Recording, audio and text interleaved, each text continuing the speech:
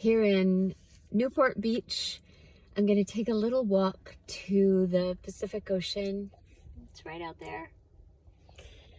I'm going to do so with my mask, and I'm going to do so to pay tribute to Yogiraj. And I'll tell you the story about how my interest started in safety for healthcare. And I'll tell you a little bit about Yogiraj.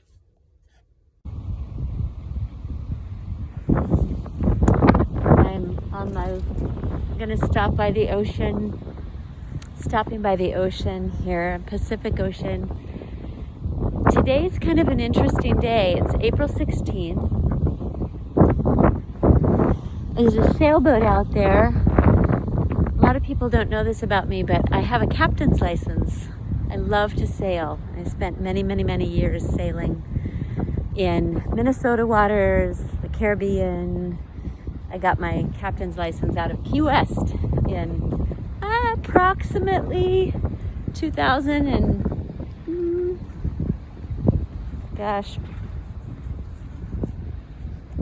it's like maybe 1997, somewhere in that ballpark. No, it would have been later than that. 2000-ish. Yogiraj and I loved to travel, and today is April 16th. And it was 8 years ago today that my beloved husband tipped and fell, coincidentally and very oddly, from his meditation seat. We were staying with a friend, and the bench that he was meditating on was narrow. And in the middle of the night, about 4 o'clock in the morning, I heard a thump, and he looked up at me as I jumped up and went to his side to see what was happening. And he said, "Why are you interrupting my meditation?" I said, "Honey, I'm not interrupting your meditation. You're on the floor." And he was fine. We didn't think anything of it. But he wasn't fine. There was a slow bleed. And that slow bleed took 7 or so weeks to present as stroke symptoms, to alert us to the fact that he needed to have brain surgery. And that brain surgery was successful. But while he was in the hospital, he developed a blood clot. There wasn't a risk assessment. There wasn't attention to preventing a blood clot from happening after a very long surgery, and a number of other indicators that would have, from a prophylactic or pharmaceutical standpoint, he needed to at least have compression devices on his legs, and those were not prescribed. And this happens every day. I just heard yesterday that with COVID, the increase of blood clots increases.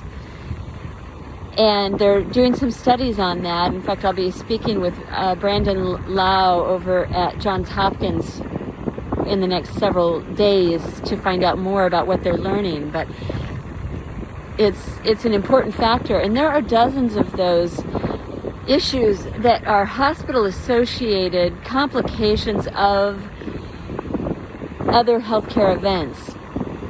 And the good news is that the people there want to prioritize safety, just like they are doing right now with COVID.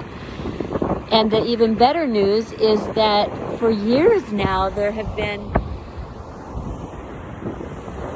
new systems being put in place on the education front, policy-wise, administrative, and the hospitals and other healthcare centers. And so we actually know what to do. We just need to prioritize it.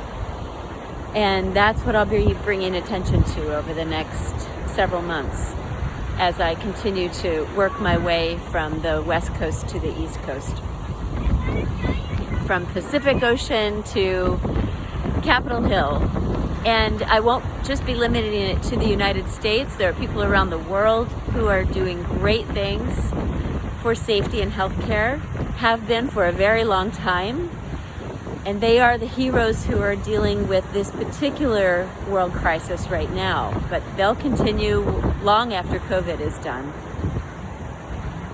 So here's to Yogiraj on 8-year anniversary of mysteriously and strangely and oddly falling from that meditation seat, which set a whole series of other things in place, this sort of domino effect, which brings me here today to be with you who are listening and all the caregivers and receivers around the world who are doing so with the prioritization of safety first.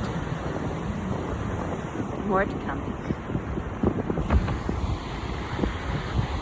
I would suggest, if you're still listening, just to exhale, a long, long exhale.